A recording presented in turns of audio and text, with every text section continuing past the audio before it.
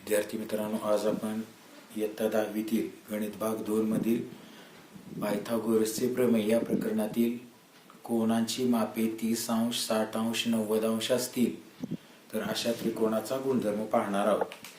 9वीत आपण हे प्रमेय बघितले. इथं आपण फक्त तो गुणधर्म पाहतोय. विधान काय आहे बघा. काटकोन त्रिकोणाचे लघुकोन 30 अंश व 60 अंश असतील तर काटकोन त्रिकोण जर असेल तर त्याचे जे उरलेले दोन कोन असतात ते उरलेले दोन्ही कोन मिळून कोटी कोन असतात. म्हणजे त्यांची बेरीज 90 अंश असते. याचाच अर्थ ते लघुकोन असतात. काटकोन त्रिकोणाचे लघुकोन आणि ते किती मापाचे 30 अंश व 60 अंश असतील तर पहिला गुणधर्म आहे 30 अंश मापाच्या कोनासमोरील बाजू कर्णाच्या निम्मी असते. तर दुसरा गुणधर्म आहे 60 अंश मापाच्या कोनासमोरील बाजू कर्णाच्या कर्णीत 3/2 पट असते. हे जर गुणधर्म आपण या आकृतीत बघितले तर त्रिकोण LMN मध्ये माप कोन यम जिथं आपण लंबाची खूण केली आहे, काटकोनाची खूण केली आहे, तो 90 अंशाचा आहे. दिलेला कोन L हा 30 अंशाचा आहे. तर दुसरा जो कोन आहे तो काय आहे 60 अंशाचा आहे. म्हणजे काटकोन त्रिकोणाचे लघुकोन 30 आणि 60 मापाचे असतील तर हे गुणधर्म आपल्याला बघायचे आहेत. त्यातला जो पहिला गुणधर्म आहे 30 अंश मापाच्या कोनासमोरील बाजू कर्णाच्या निम्मी, पहिला गुणधर्म आपण इथं बघतोय. आता 30च्या समोरची बाजू म्हणजे 30च्या सरळ समोरची बाजू कोणती येते MN, बरोबर. आणि ह्या बाजूचं माप निम्म किंवा 1/2 पट आणि कोणाच्या कर्णाच्या. आणि ह्या त्रिकोणात कर्ण आहे LN. म्हणजे काटकोन त्रिकोणाची सर्वात मोठी बाजू असते ती कर्ण आहे. म्हणजे LM ही त्रिकोणात जर हा गुणधर्म लिहायचा झाला तर 30 अंशासमोरची बाजू MN ही कर्ण LNच्या 1/2 पट म्हणजे निम्मी. आता दुसरा जर गुणधर्म आपण बघितला, दुसरा गुणधर्म आहे 60 अंशाचा. 60 अंशाच्या कोनासमोरील बाजू कर्णाच्या कर्णी 3/2 पट असते. कोन N हा 60 अंश आहे आणि ह्या 60च्या समोरची बाजू जर आपण बघितली तर ती कोणती आहे LM. आणि ही LM किती असते कर्णी 3/2 कोणाच्या कर्णाच्या. आणि कर्ण कोणता या ठिकाणी LN. म्हणजे ह्या आकृतीत 30 अंश, 60 अंश, 90 अंश असणाऱ्या त्रिकोणाच्या गुणधर्माचं जर उपयोजन करायचं असेल तर ते ह्याप्रमाणे आपल्याला करता येतं. 30 अंशाच्या समोरची बाजू MN कर्णाच्या 1/2 पट, तर 60 अंशाच्या समोरची बाजू LM ही काय आहे कर्णाच्या कर्णी 3/2 पट इतकी असते. त्यानंतर पुढचा गुणधर्म आपण बघतोय कोनांची मापे 45 अंश, 45 अंश, 90 अंश असणाऱ्या त्रिकोणाचा गुणधर्म. आता या प्रमेयाचं किंवा या गुणधर्माचं जर विधान बघितलं तर काटकोन त्रिकोणाचे लघुकोन 45 अंश आणि 45 अंश मापाचे असतील तर काटकोन करणारी प्रत्येक बाजू ही कर्णाच्या 1/2 पट असते. आता मग काटकोन करणारी प्रत्येक बाजू किंवा असं जरी म्हटलं तरी ते बरोबर ठरेल. 45 अंश वर जसं आपण म्हटलं 30 अंश मापाच्या कोनासमोरील बाजू, 60 अंश मापाच्या कोनासमोरील बाजू, तसं इथं 45 अंश मापाच्या कोनासमोरील बाजू कर्णाच्या 1/2 पट असं म्हटलं तरी ते बरोबर आहे. आणि ह्या विधानाप्रमाणे जर हेच सूत्र लिहायचं झालं तर काटकोन करणारी प्रत्येक बाजू, आता आकृतीत जर बघितलं तर बाजू PQ आणि बाजू QR या दोन्ही बाजू एकत्र आल्यामुळे तिथं 90 अंशाचा कोन झालाय. म्हणून काटकोन करणारी प्रत्येक बाजू जर लिहायची असेल तर PQ आणि दुसरी बाजू QR. आणि ह्या दोन्ही बाजू किती असतात 1/2 आणि आकृतीत कर्ण कोणता आहे PR. म्हणजे कर्ण PR च्या 1/2 पट या दोन बाजू असतात PQ आणि QR या बाजू. आणखीन एका वेगळ्या पद्धतीने हा गुणधर्म सांगता येतो. ज्या त्रिकोणाचे दोन कोन एकरूप असतात म्हणजे 45 अंश, 45 अंश, 90 अंश असतात तर त्या त्रिकोणात म्हणजे थोडक्यात समद्विभुज काटकोन त्रिकोण जर असेल, दिलेला त्रिकोण जर समद्विभुज काटकोन त्रिकोण असेल तर समद्विभुज काटकोन त्रिकोणात हाच गुणधर्म परत म्हणता येईल की काटकोन करणारी प्रत्येक बाजू ही कर्णाच्या 1/2 कर्णी दोन पट असते किंवा समद्विभुज काटकोन त्रिकोणात काटकोन करणाऱ्या बाजू ह्या एक छेद कर्णी दोन पट असतात कर्णाच्या. त्यानंतर आपण पुढचा भाग बघणार आहोत, समरूपता आणि काटकोन त्रिकोण. हे प्रमेय पाहणार आहोत आपण. तारांकित प्रमेय परीक्षेच्या दृष्टीने हे महत्वाचं प्रमेय आहे. विधान जर बघितलं या प्रमेयाचं तर विधान आहे, काटकोन त्रिकोणात कर्णावर टाकलेल्या शिरोलंबामुळे जे त्रिकोण तयार होतात ते मूळ काटकोन त्रिकोणाशी व परस्परांशी समरूप असतात. अर्थात आपण जर बघितलं तर शक्यतो प्रमेयाचे विधान हे सशर्त विधान असतं. आता सशर्त विधान म्हणजे काय? जे विधान जर तरच्या स्वरूपात असतं त्याला सशर्त विधान म्हणतो आपण. म्हणजे जर पासून तर पर्यंतचा भाग आपल्याला पक्षात लिहिता येतो आणि तर पासून शेवटपर्यंतचा भाग आपण कशात लिहितो? साध्यात लिहितो. तर तसं हे सशर्त विधान थोडस नाहीये. पण आपण जर त्याचे दोन भाग केले, काटकोन त्रिकोणात कर्णावर टाकलेल्या शिरोलंबामुळे, समजा इथं जर आपण एक कॉमा टाकला किंवा कॉमा टाकला तर त्याचे जर तर म्हणून दोन भाग आपण ढोबळ मानाने असे दोन भाग त्याचे करू शकतो. आणि मग आपल्याला असे भाग केल्यामुळं काय होतं? पक्ष साध्य हे लिहिणं थोडस सोपं जातं. आता विधान जर पाठ असेल, परीक्षेत प्रश्न कसा असेल? काटकोन त्रिकोणात कर्णावर टाकलेल्या शिरोलंबामुळे जे त्रिकोण तयार होतात ते मूळ काटकोन त्रिकोणाशी व परस्परांशी समरूप असतात हे सिद्ध करा. आणि मग हे सिद्ध करण्यासाठी विधान जर आपल्याला माहिती असेल तर आपण त्या विधानावरून काय करू शकतो? आकृती काढू शकतो. आणि आकृती काढून शिवाय त्या विधानावरूनच आपल्याला प्रमेयाचं पक्ष आणि साध्य लिहिणं सोयीचं होतं. मग म्हटल्याप्रमाणे सुरुवातीला म्हटल्याप्रमाणे काटकोन त्रिकोणात म्हणून एक काटकोन काढलाय आपण. पुढे काय म्हटलंय? कर्णावर टाकलेल्या शिरोलंबामुळे. मग कर्णावर काय करायचंय? शिरोलंब टाकायचा आहे. शिरोलंब अर्थात त्रिकोणाच्या शिरोबिंदूतून कर्णावर शिरोलंब टाकतोय म्हणजे तिथं होणारा जो कोण आहे तो होणारा कोण किती आहे? 90 अंशाचा आहे. समजा हा त्रिकोण ए बी सी आणि लंब आपण टाकलाय बीडी. लंब कोणता टाकला तिथं? बीडी. आणि मग काटकोन त्रिकोण आहे म्हणून त्यातला बी कोण कसा आहे? काटकोन आहे. आता हे जर आपण बघितलं तर विधानाप्रमाणे आकृती काढली आहे आपण. काटकोन त्रिकोण एबीसी काढला. कर्णावर टाकलेला शिरोलंब बीडी हा कोणाला लंब आहे? एसी ला लंब आहे. म्हणजे रेख बीडी लंब एसी असं आपल्याला म्हणता येईल. जे त्रिकोण तयार होतात, दोन त्रिकोण तयार झाले ए डी बी आणि बी डी सी. जे त्रिकोण तयार होतात ते मूळ काटकोन त्रिकोणाशी, मूळचा काटकोन त्रिकोण कोणता? A B C. आणि परस्परांशी पण, म्हणजे हे तयार झालेले दोन त्रिकोण या मोठ्या त्रिकोणाशी आणि परस्परांशी पण कसे असतात? समरूप असतात. हे अर्थात आपलं साध्य आहे. स्वल्पविरामाच्या पुढचं वाक्य असल्यामुळे ते आपलं साध्य आहे. मग आता विधानावरून आपल्याला काय लिहायचंय? विधानावरून पक्ष आणि साध्य लिहायचंय.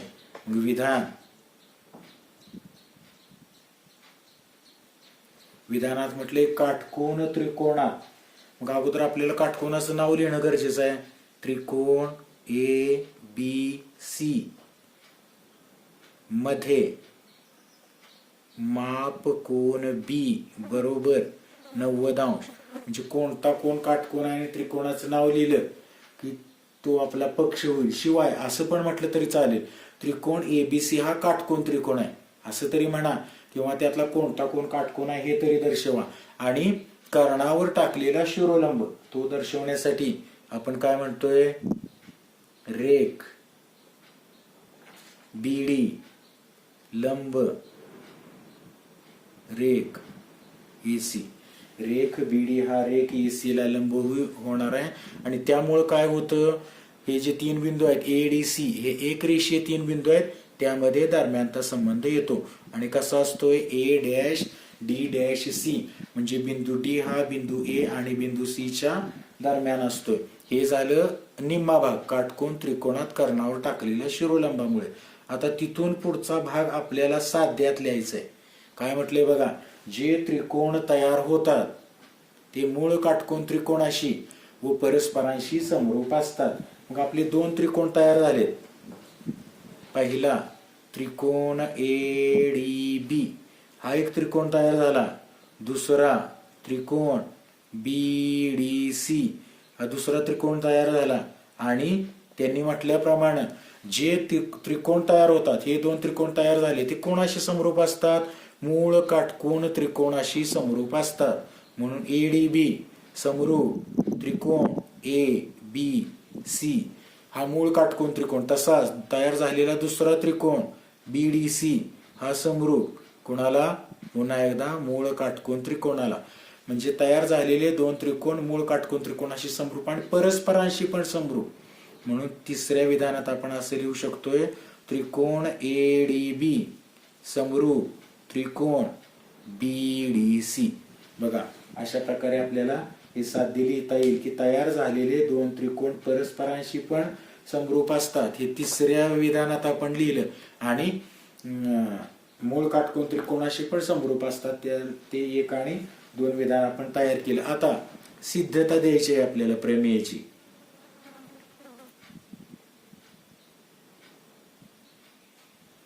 या प्रमेयाची सिद्धता देत असताना ज्या जोड्या घेतलेल्या आहेत आपण वर त्रिकोणांच्या 1 मध्ये, आकडा 1 मध्ये, 2 मध्ये आणि 3 मध्ये, तर त्यातली एक जोडी घ्यायची आणि त्या जोडीतले जे दोन त्रिकोण आहेत ते आपल्याला वेगवेगळ्या अटीनुसार किंवा ज्या आपल्या कसोट्या आहेत, त्रिकोण समरूपतेच्या कसोट्या बघितल्यात आपण. त्रिकोण समरूपतेची बा कसोटी, बा कसोटी किंवा को कसोटी, ह्या ज्या कसोट्या आहेत, ह्या कसोट्यांमध्ये तो कुठं बसतो तर ते आपल्याला बघायचं आहे. आणि त्यासाठी आपण प्रमेयाचं विधान आणि त्याची सिद्धता या स्वरूपात हे काय करणार आहे, आपण प्रमेय लिहिणार आहे.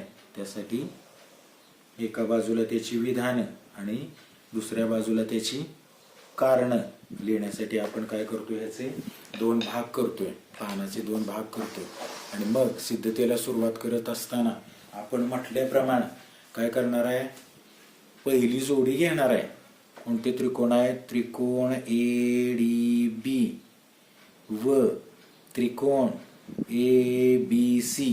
म्हणजे तयार झालेले जे दोन त्रिकोण आहेत शिरोलंबामुळे, त्यातला एक त्रिकोण आणि त्याच्या जोडीला दुसरा मोठा त्रिकोण आपण घेतोय. आता हे जर बघितलं, थोडं आकृती जर आपण बघितली तर त्रिकोण ADB आणि त्रिकोण ABC मध्ये, ADB हा त्रिकोण आणि ABC मध्ये ये हा शिरोबिंदू आपल्याला सामायिक दिसतोय.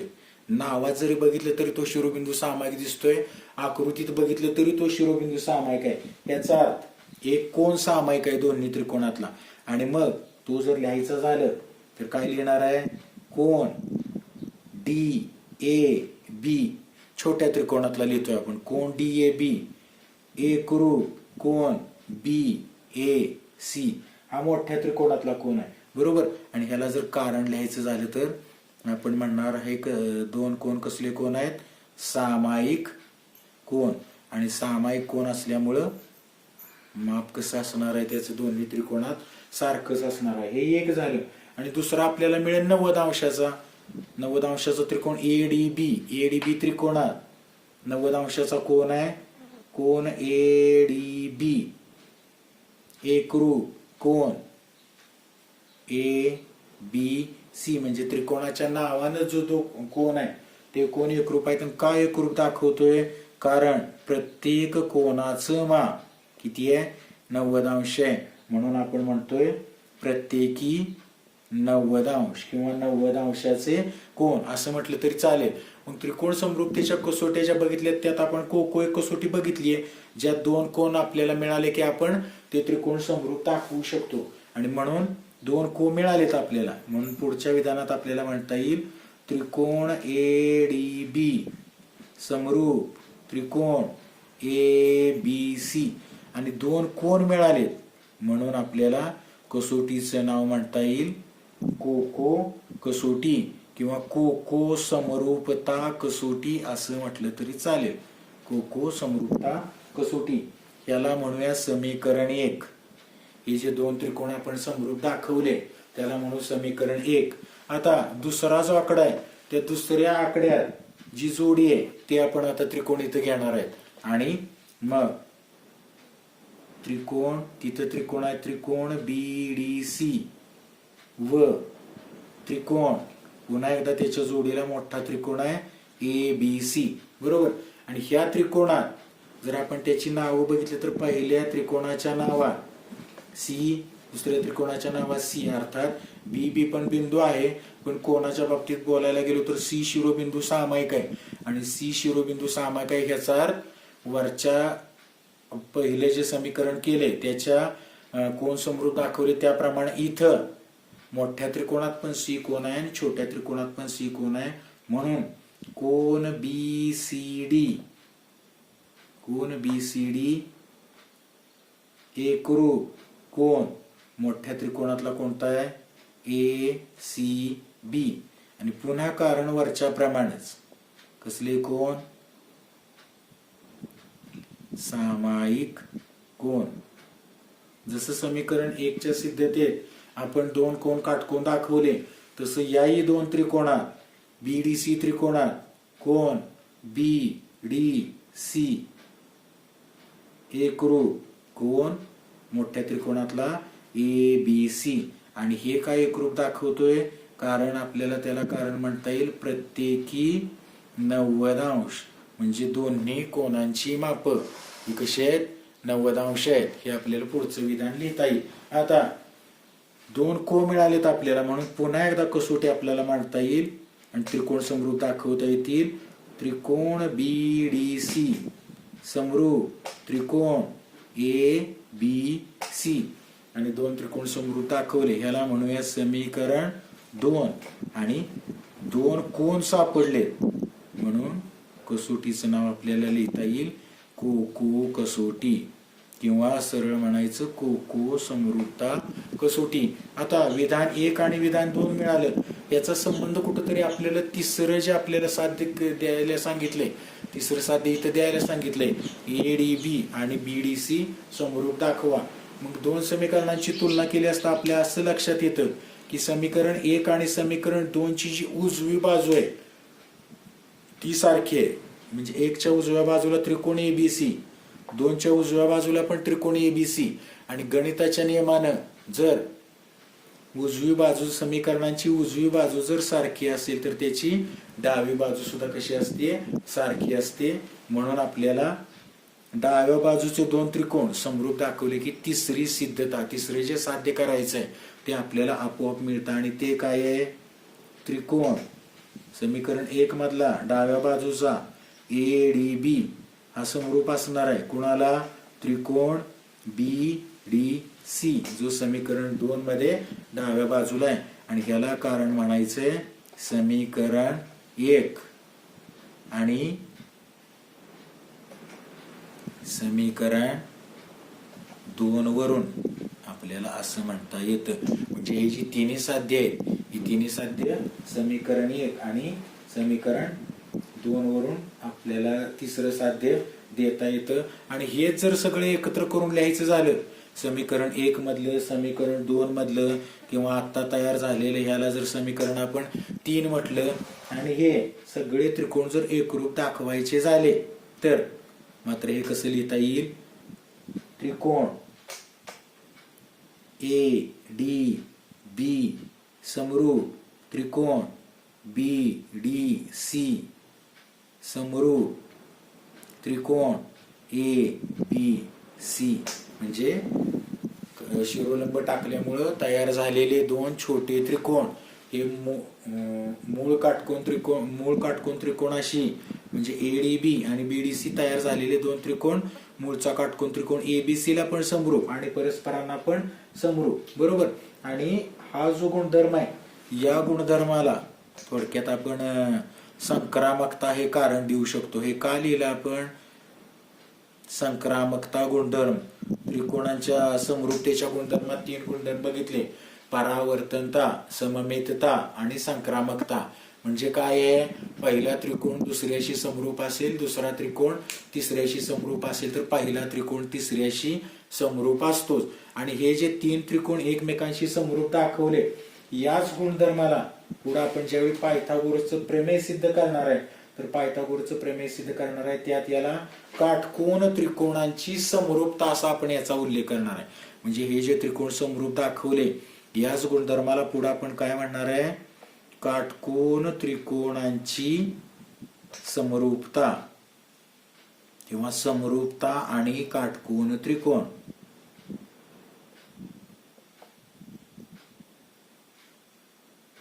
पायथागोरसच्या प्रमेयात जे आपण सिद्धता लिहितो त्या सिद्धतेची सुरुवातच मुळात या विधानानं करतोय. जे आपण समरूपता आणि काटकोन त्रिकोण सिद्धतेत मिळवले विधान, त्या विधानानंच करतो आपण सुरुवात. नंतर आपण पुढचं प्रमेय बघणार आहे, भूमिती मध्याचे प्रमेय. विधान जर बघितलं प्रमेयाचं, काटकोन त्रिकोणात कर्णावर काढलेला शिरोलंब, त्या शिरोलंबामुळे होणाऱ्या कर्णाच्या दोन भागांचा भूमितीमध्ये असतो. अर्थात स्वल्पविराम दिल्यामुळे आपल्याला ते विधानाचे दोन भाग झालेतच, म्हणजे पक्ष आणि साध्य लिहिणं तसं सोपं जाणार आहे. जर आकृती आपण ह्याची जर काढली, प्रमेयाची आकृती काढली, तर विधानावरून आपल्याला काय करायचंय, एक काटकोन त्रिकोण काढायचंय. काटकोन त्रिकोण काढल्यानंतर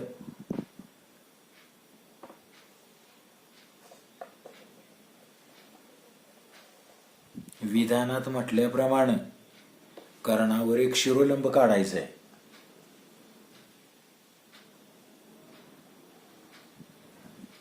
आणि कर्णावर शिरोलंब काढला की आपल्याला ह्याची जी सिद्धता आहे ती सिद्धता लिहिणं कसं आहे, थोडंसं आकृती जर असेल तर त्याच्यावरून पक्ष, साध्य आणि त्याची सिद्धता आपल्याला लिहिता येते. त्रिकोण पी क्यू आर मध्ये कोण क्यू हा काटकोन आहे, 90 अंश मापाचा आहे. पुस्तकात देताना ह्याची सरळ सरळ सिद्धता दिली आहे, पक्ष साध्य असं काय म्हटलं नाही. पण आपल्याला थोडंसं ते समजायला सोयीचं जावं, किंवा आपण लिहिताना जी पद्धत आहे आपली पक्ष साध्य सिद्धता, त्याप्रमाणे पक्ष आणि साध्य आपण लिहू. कारण विधान आहे म्हटल्यावर आपल्याला पक्ष आणि साध्य लिहिता येणार आहे. आणि मग काटकोन त्रिकोणात कर्णावर काढलेला शिरोलंब हा भाग काय करायचा आहे, आपल्याला पक्षात लिहायचा आहे. त्रिकोण पी क्यू आर मध्ये कोन क्यू बरोबर 90 अंश, किंवा मगाशी म्हटल्याप्रमाणे सरळ म्हणायचं त्रिकोण पी क्यू आर हा काटकोन त्रिकोण आहे. आणि कोणता शिरोलंब कुठं काढलाय हे आपल्याला दाखवायचं आहे.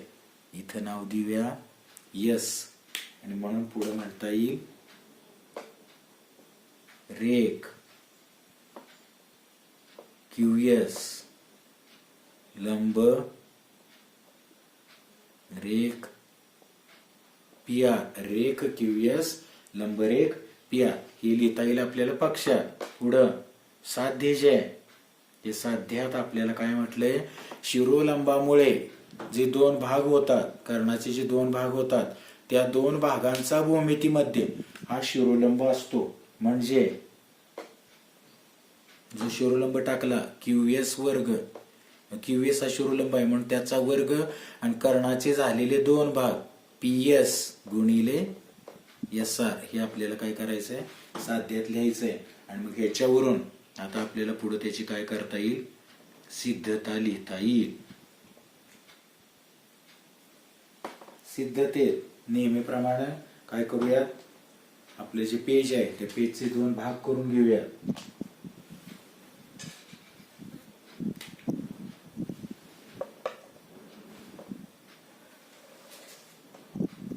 एका बाजूला आपल्याला लिहिता येईल त्याची विधान, आणि एका बाजूला त्याची लिहिता येतील कारण. मग आताच आपण सिद्ध केलेल्या प्रमेयात काटकोन त्रिकोण समरूपता हा गुणधर्म बघितलाय, आणि काटकोन त्रिकोण समरूपतेत लंब कर्णावर शिरोलंब टाकल्यामुळे जे दोन त्रिकोण तयार होतात ते दोन त्रिकोण कसे असतात, समरूप असतात. आपल्याला सिद्धतेची सुरुवात त्यानंच करायची. आणि म्हणून आपण जे दोन त्रिकोण तयार झालेत ते दोन त्रिकोण घेतोय. कोणते, त्रिकोण पी एस क्यू, आणि तो समरूप कोणाला दाखवतोय, समरूप त्रिकोण क्यू एस आर. कारण वर आपण वरच्या प्रमेयाच्या सिद्धतेत ते सिद्ध करूनच दाखवले. आणि ह्याला कारण जर लिहायचं असेल तर सरळ म्हणायचं काटकोन त्रिकोणांची समरूपता. का समरूप दाखवले दोन त्रिकोण, तर काटकोन त्रिकोणांची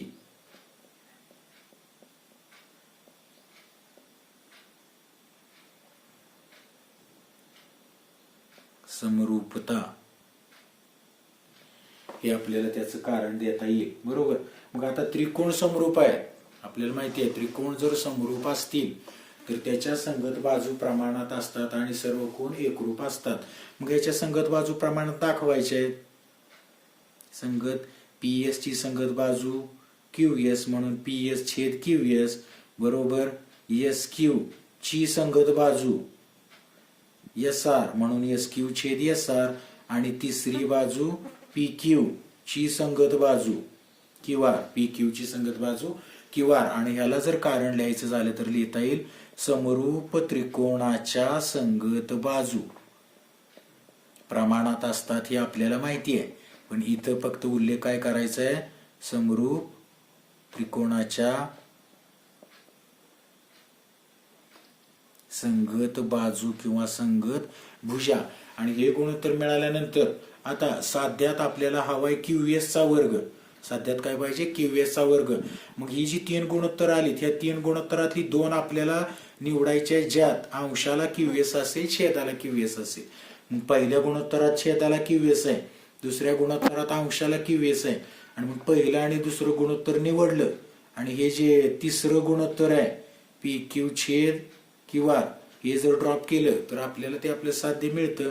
म्हणून हे गुणोत्तर आपण जर लिहून घेतलं PS छेद QS बरोबर SQ छेद SR आणि ह्यात जर आपण तिरका गुणाकार केला तर काय होणार आहे PS गुणिले SR म्हणजे डाव्या बाजूचा अंश आणि उजव्या बाजूचा छेद यांचा गुणाकार बरोबर QS गुणिले QS SQ म्हणजे QS गुणिले QS आणि मग हे जर फिरवून लिहिलं आपण तर QS वर्ग बरोबर PS गुणिले SR हे आपलं साध्य हे आपल्याला साध्य मिळतं.